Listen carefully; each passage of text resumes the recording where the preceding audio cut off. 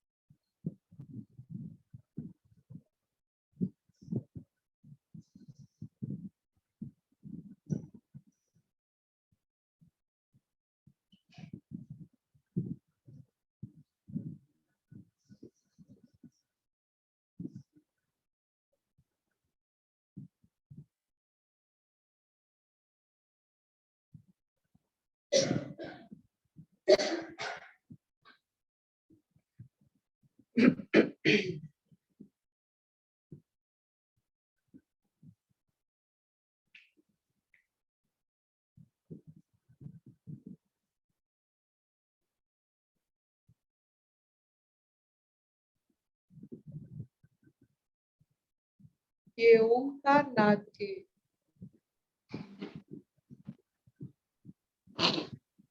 उच्चारण के बाद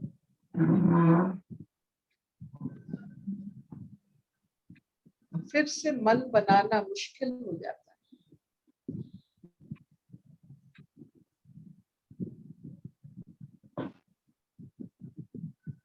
मन जैसे एक डिक्शनरी, भाषा कोश,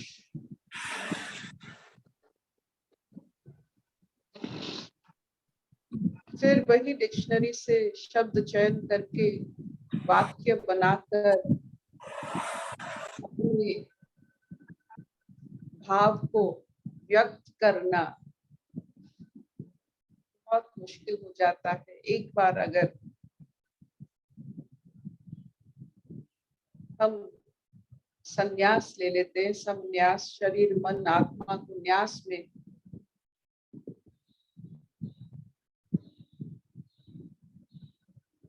जब लगा देते हैं, वो ओंकार नाद बनती है।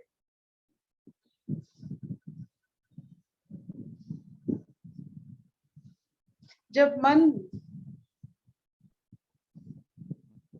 प्रफुल्ल रहता है, तरंगित रहता है, तो जीव में एक नटखट भाव पैदा होता है।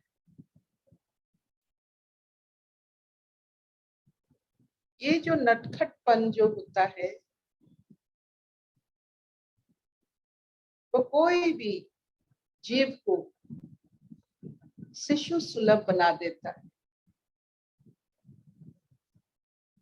बच्चों का भी मन रहता है, लेकिन उनका मन का टेक्सचर क्या है कि हमें अच्छा लगता है। हमारे मन का टेक्सचर क्या है कि हमको अकेलापन महसूस होता है, कोई हमारे पास आकर बैठते नहीं, कोई हमें गोदी में नहीं उठाते, कोई हमारा जैसे हमसे बात करने की इच्छा नहीं होती है। ऐसा क्यों होता है? बच्चे के लिए सब कोई कर लेता है। आप देखो, एक बच्चा अगर रास्ते पे आ जाता है, चलते चलते ठुमकते ठुमकते, तो उसके माँ जो ना होते हुए भी उसे गोदी में उठा लेते, कोई भी, क्योंकि रास्ता ठीक नहीं है, गोदी में उठा लेते हैं, उसके साथ बात करते, सराहते। क्यों ऐसा होता है? बड़े बुजुर्ग जब रास्ते पे निकलते हैं, उनके पास कोई नहीं आते, क्यों ऐसा होता है? ये तो टेक्सचर की बात है, मन की बात है।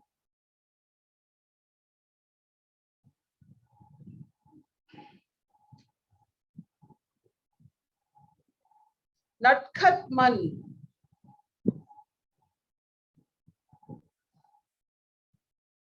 आज स्वागता जी के बात सुनने के बाद हम आज नटखट मन के बारे में, शिशु सुलभ मन के बारे में, गोदी में उठाने वाले मन के बारे में हम आज बात करेंगे, लेकिन स्वागता जी की कथा सुनने के बाद। हरिओम अर्पिता, हरिओम सबको। हरिओम सबको। हरिओम।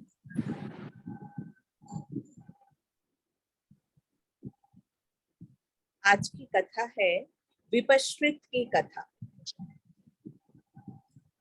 इस कहानी द्वारा वशिष्ठ जी ने रामचंद्र जी को ये उपदेश किया कि मनुष्य की वासना और संकल्प ही उसके पुनर्जन्मों को निश्चित करते हैं। जम्बू द्वीप में तत्मिति नाम की एक नगरी थी। उस पर विपश्रित नाम का एक राजा राज्य करता था। एक समय उसके राज्य पर चारों दिशाओं से शत्रुओं ने आक्रमण कर दिया। राजा को आक्रमण की सूचना मिलते ही बहुत दुख हुआ। उसने अग्नि देवता को प्रसन्न करके वर प्राप्त करने के लिए अपने शरीर की यज्ञ की आग से आहुति दे दी। अग्निदेव ने प्रसन्न होकर वर मांगने को कहा तो विपश्रित ने ये वर मांगा कि चारों ओर से आक्रमण करने वाले शत्रुओं का सामना करने के लिए उसके एक के स्थान पर 4 शरीर हो जाए। अग्निदेव ने एवमस्तु कहा। अब एक के बजाय 4 विपश्रितों ने शत्रुओं के साथ घोर युद्ध किया और उनको हराकर भगा दिया। अपने बल पर विश्वास हो जाने पर अब चारों विपश्रित 4 दिशाओं में दिग्विजय करने को चल दिए। वे नाना देशों में गए और उनको विजय करके आगे बढ़े। बहुत से देशों के विजय करके चारों ने चारों दिशाओं में अपना अपना साम्राज्य स्थापित किया। कुछ काल तक राज्य करके वे अपने मृत्यु काल आने पर उन शरीरों को छोड़कर जन्म जन्मांतरों को प्राप्त हो गए। वशिष्ठ जी ने राम को उनके कुछ जन्मों का भी हाल सुनाया और ये भी बतलाया कि उनमें से एक इस समय राजा दशरथ की पशुशाला में एक मृग के शरीर में वर्तमान है। ये मृग राजा दशरथ को त्रिगर्त देश के राजा ने भेंट किया था। ये सुनकर रामचंद्र जी को बहुत आश्चर्य हुआ। रामचंद्र जी ने उस मृग को उसी समय सभा में मंगवाया और वशिष्ठ जी से अपने कथन की प्रमाणित करने की प्रार्थना की। वशिष्ठ जी ने तुरंत ही अपने संकल्प द्वारा एक अग्निकुंड की रचना की और मृग को उसमें प्रविष्ट कराया। मृग देह भस्म हो जाने पर अग्निकुंड से एक मनुष्य निकला और सभा में आकर बैठ गया। उसने अपनी स्मृति के अनुसार वशिष्ठ जी के कथन का समर्थन किया और अपने अनेक जन्मों की कथा सुनाई। हरिओम।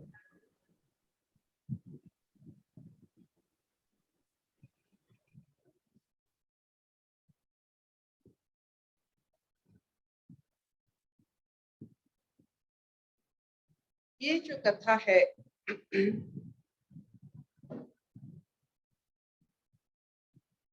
बार बार वशिष्ठ जी यही दोहरा रहे हैं कि हमारे विषय वासना के कारण हमें आकार प्राप्ति होती है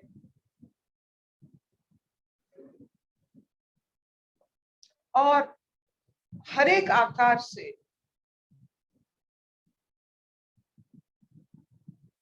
तृप्त होने पर वो आकार और नहीं मिलता है।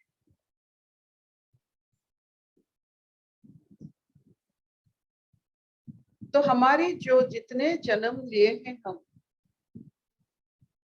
जितने हमें आकार मिला है, हमारे वासनाओं के कारण। जिस वासना में हम ज्यादातर समय बिताते हैं, जिस आकार में वो वासनाओं का चरितार्थ करने का सबसे अधिक सामर्थ्य है, वही आकार मिलता है। जैसे शंकराचार्य के अनुसार पंच इंद्रियों का चरितार्थ एक एक योनि में यथार्थ हुआ है। जैसे ये जो मुंह का जो जहाँ खाने का चरितार्थ होता है मछलियों से, जो भी आप डालते हैं वो खा लेते, तो मुंह का उनके ऊपर कोई उनका जो कहते हैं विवेचना शक्ति नहीं होता है। मुंह के बारे में वो बहुत, दे आर वेरी वीक। आंखों की रोशनी देखिए, ये जो पतंग होते हैं, छोटे छोटे जीव होते हैं, उड़ते रहते हैं, उनका कोई विवेचना शक्ति नहीं रहता है। जब वो कोई आलोक देखते हैं वहां जरूर खींच कर आकर मरते हैं। कानों के कच्चे होते हैं सांप, सुगंध की कच्चे होते हैं मृग, कस्तूरी मृग, प्रजनन शक्ति के कच्चे होते हैं हाथी। तो वासनाओं के अनुसार आपको 5 इंद्रियों में जो ज्यादा महसूस करने की इच्छा होती है, यही जीव बनना पड़ेगा जिसमें ये सब वासनाएं चरितार्थ हो सकते हैं। तो योग वशिष्ठ में ये जो कहानी है, कथा है, इससे पता चलता है कि जिसका जो विषय में ज्यादा दिलचस्पी रहता है, उस विषय को चरितार्थ करने वाला, सम्मत करने वाला एक योनि होता है। हर विषय वासना के लिए एक योनि है। पूरा जीवन आप इसमें इस योनि में रहकर वही विषय वासना को आपको भोगना पड़ेगा। आपको अच्छा लगे, बोर लगे, बस हो गया कहेंगे, कुछ नहीं होगा।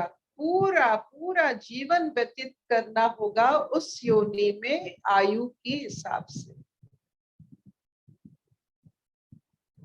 फिर अगर कुछ भी रहा वही योनि में फिर बार बार आना पड़ेगा। तो हमारे जो इंद्रिय होते हैं, उनके जो विषय वासना होते हैं, उस पर थोड़ा ध्यान देकर देखिए कि आपका अभी वासना है क्या। अगर ईश्वर वासना हुई तो मनुष्य जन्म जरूर, क्योंकि ईश्वर वासना और कोई आकार में आप भेद नहीं कर पाते। अगर ईश्वर का एक अंश भी आपके मन में, आपकी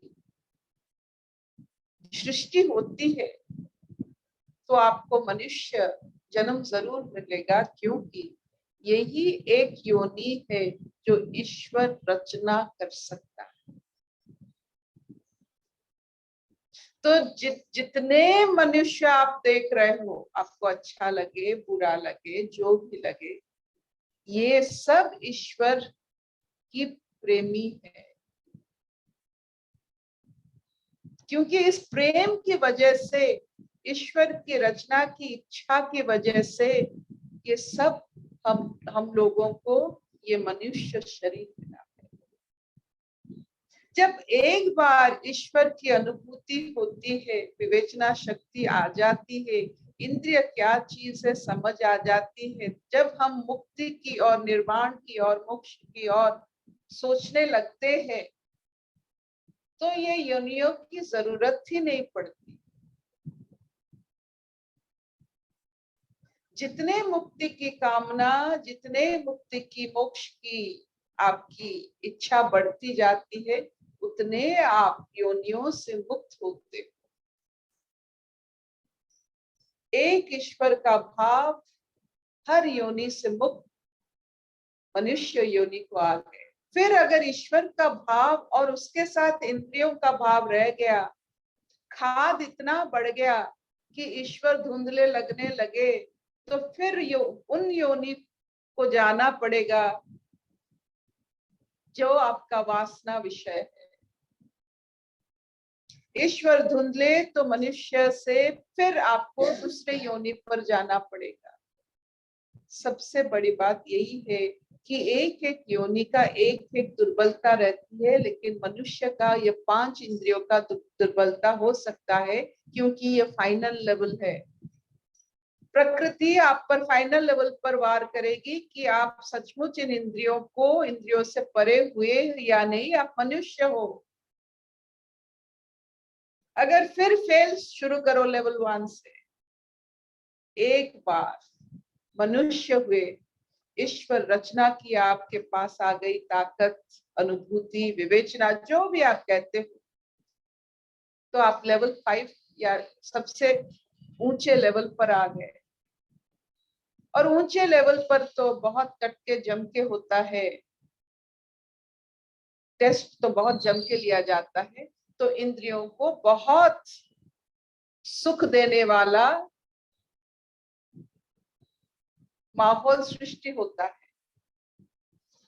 वहां फिसले, लेवल 5 से फिसले तो पूरा फिर योनियों के साथ जिस इंद्रियों के माध्यम से आप फिसले, उसी माध्यम को फिर आपको शुरू करना पड़ सकता। तो जागृत हो जाइए। ईश्वर बनाने वाले मनुष्य इंद्रियों के साथ आप क्या कर रहे हो? और ईश्वर के लिए इंद्रियों की जरूरत नहीं पड़ती, भाव की जरूरत पड़ती है, स्मरण की जरूरत पड़ती है। स्मरण में 2 शब्द अंतर्निहित है, एक मरण, एक रमण। ईश्वर के साथ जब हम रमण करते हैं तो इंद्रियों की मरण होती है, इसी को स्मरण कहा जाता है।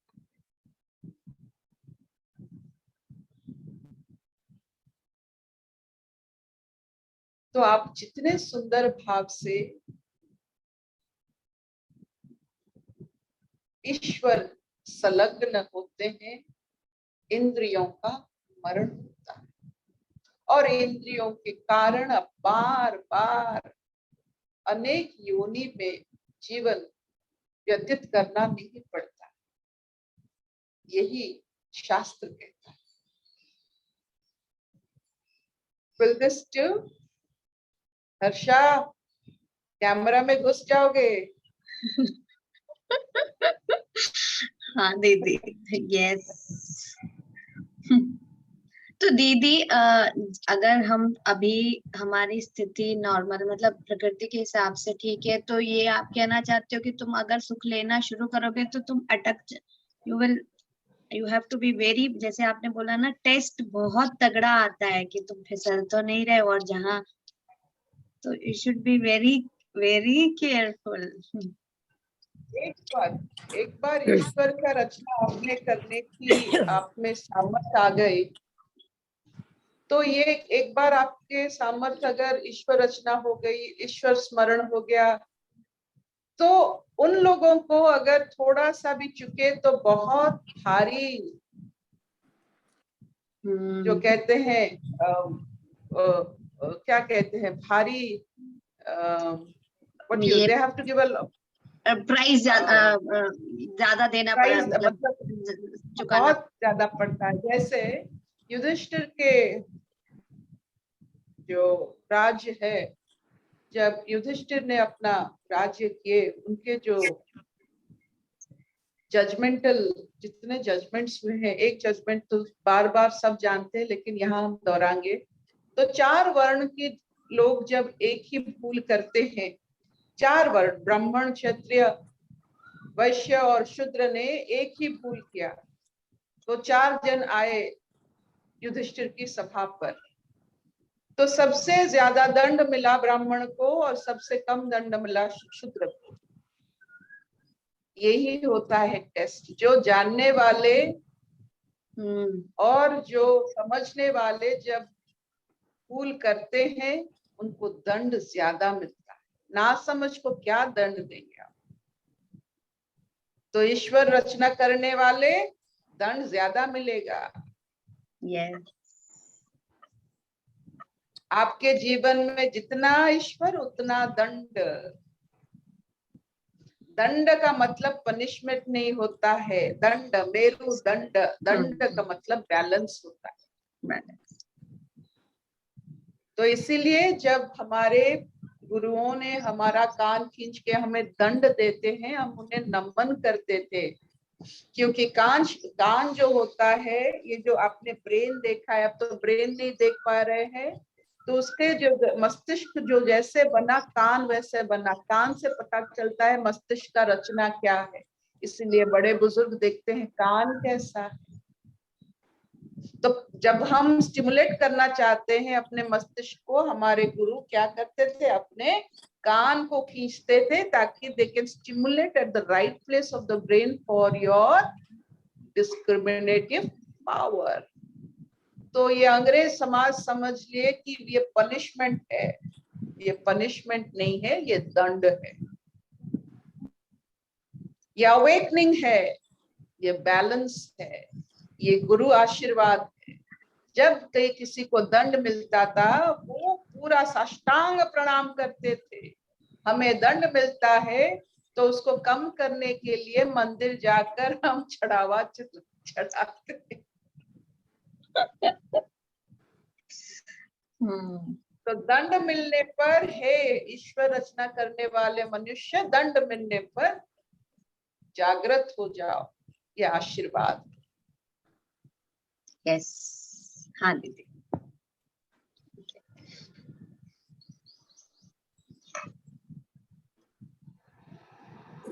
Will this do? चलेगा? Yes. Yes. Any questions? स्वागता जी, कोई क्वेश्चन? आप इतना अच्छा कथा पढ़ते हैं कि मन में बहुत सारे, जो कहते हैं तारे जैसे अंधकार में जगमगाते हैं। आप जब पढ़ते हो तो कितने सारे भाव जगमगाते हैं कि हम बता नहीं पाएंगे आप।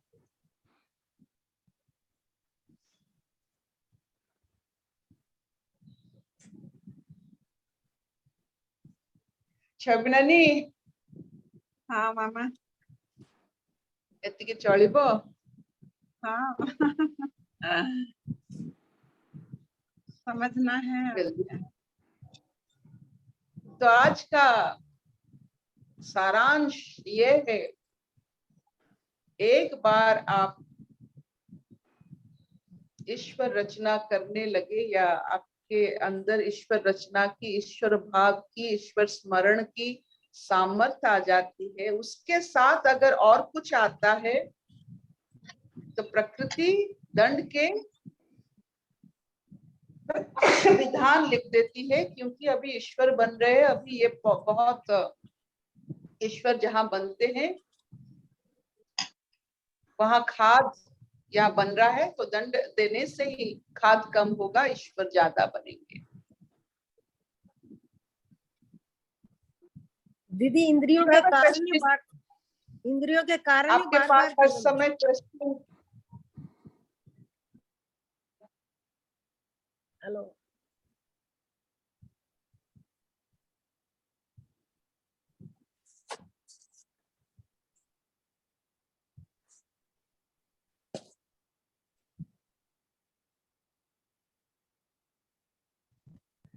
अर्पिता का हेलो, आपका हाँ रुक दीदी, गया। अभी सुनाई सुनाई दे रहा है? सुनाई हाँ दिया? दी, अभी सुनाई नहीं दी, बीच में नहीं सुनाई दिया, अभी सुनाई दे रहा। कोई बात नहीं। तो एक प्रश्न होता है ना, अच्छे लोगों को दंड क्यों मिलता है? इसी के कारण।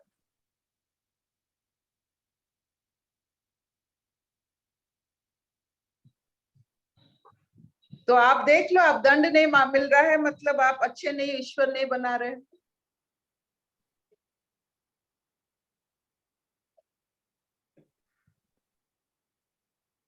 Will this do? ये थोड़ा आज दिन भर आप सोचिए, इंद्रियों का साथ नहीं देना। दिन भर सोचिए कि जैसे अंधार मतलब आलोक और अंधकार एक साथ नहीं रह सकते हैं। हाँ, एक बार आपके मन में मुक्ति की इच्छा, ईश्वर की लालच और उनका जो भाव, एक बार अगर आपका मन में एक हल्का सा भी छवि आ जाता है, दंड मिलना शुरू हो जाता है, ताकि खाद आहिस्ता आहिस्ता कम हो। दीदी सारे वर्ड्स की मीनिंग ना दीदी आप ना टोटल कम मतलब जो भी हमको पहले पता था every word each and every सारी वोकैबलरी यू पूरा चेंज कर देते हो दीदी. It's miraculous. हर एक वर्ड का एक ही मीनिंग है. It's you have got only one meaning which is what you से इट पॉजिटिव जो भी बोलो but it has got only one. इसलिए वो हमेशा कोई भी वर्ड आपको उधर पीछे नहीं ले जाता. वही ईश्वर में वही वो सत्ता में ही उसकी तरफ ही ले जाता है. फिनिश्ड. That's it. कोई भी वर्ड. तो एक बार आपके जीवन में सारे दंड समझ आए तो अपने आप को बहुत ही आशीर्वाद युक्त लाडला समझ लेना. हाँ दीदी. यस. उस दिन जैसे कल भी दीदी मधुरा जी बोल रहे थे ना कि उनको करेक्ट समय पर वो हेल्प मिल गई जब वो नीड था तब भी अंदर आ रहा था और जब नहीं भी मिली ना उसमें भी ग्रेस थी. वो कि जब नहीं भी मिलती है हम अपनी नजर से देखें उनको मिला कितना वो ब्लेस्ड है. लेकिन जब आपको नहीं भी मिली थी तब भी उसमें ब्लेसिंग थी तब भी थी. जब वो इट इज ऑलवेज ब्लेसिंग. हमेशा ही ब्लेसिंग है और कुछ है ही नहीं. इसीलिए ना जब आपको ऐसा लगे आप नटखट हो. If you feel you are blessed इसे नटखट कहा जाता है. आपको लगता है you are not blessed you are not taken care of. देखो जब जिसकी माँ अपने बच्चे को बहुत प्यार से बढ़ाती है वो बहुत नटखट होता है क्योंकि वो जानता है कि माँ का प्यार ऐसा है कभी बदलता नहीं. इसी की वजह से वो नटखट करता है कि मैं जो भी करूँ माँ तो है. नटखटपन किस में आता है जिसके माँ स्टेबल होते हैं. अनस्टेबल माँ जैसे जो जो जो माँ नहीं होते हैं वो नटखट बच्चे पैदा नहीं कर सकते. नटखट बच्चे मतलब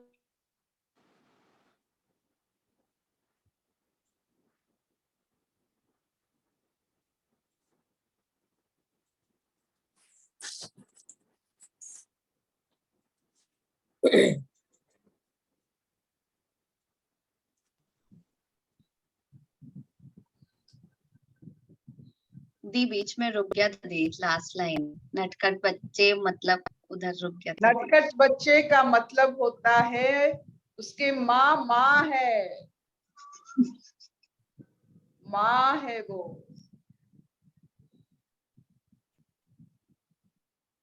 ये जो विश्वास ये मेरी माँ है मुझे खिलाएगी मैं कुछ भी करूं मुझे नहलाएगी ये मुझे खिलाएगी मुझे गोदी में लेगी मुझे अपने कंधों में सूरज तारे दिखाएगी. ये माँ होती है. आहिस्ता मारेगी जब भी मारेगी खुद रोएगी. ये माँ है.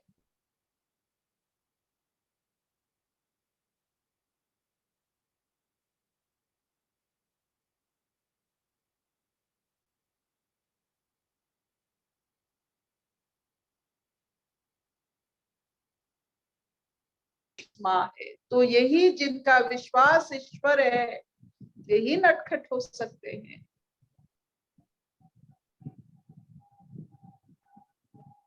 खेल सकते हैं सबसे. सब उनको गोदी में लेते हैं आंखों में बिठाते हैं. हर्षा रो रही हो खुशी से.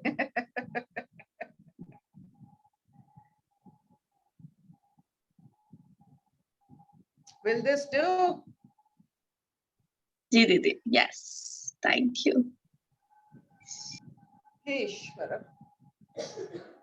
यं ब्रह्मा वरुणेन्द्र रुद्र मरुता स्तुन्वन्ति दिव्यैस्तवैः वेदैः संगपादक्रमोपनिषदैः गायन्ति यं सामगा ध्यानवस्थिता तद्गतेन मनसा पश्यन्ति यं योगिनः यस्यन्तं नाविदुः सुरसुरगणा देवाय तस्मै नमः. देवाय तस्मै नमः. देवाय तस्मै नमः. मुखं करोति वाचालं पंगुलं लंघयते गिरिं यत्कृपातमः वन्दे परमानंद माधव, परमानंद माधव, परमानंद Madhav. So this finishes the class of Science of Aware Living. Anuradha ji, नटखट बनिए और इस बचपन संसार से में हूँ, बचपन से हूँ अर्पिता जी. I am blessed आपकी माँ, from आइए हम birth. आपकी माँ को आपकी माँ को प्रणाम. आनंद से आपने तो रहिए, दिल के ईश्वर तार बनाते छू दिए रहिए. आज अपनी ओपनिंग से. Thank you. बहुत कुछ आपने एहसास करा दिया. Thank you. बिल्कुल Thank you. बिल्कुल बिल्कुल. आपके बच्चे नटखट बने, आप नटखट बने, सब नटखट बने, ताकि सब आपको गोदी में ले.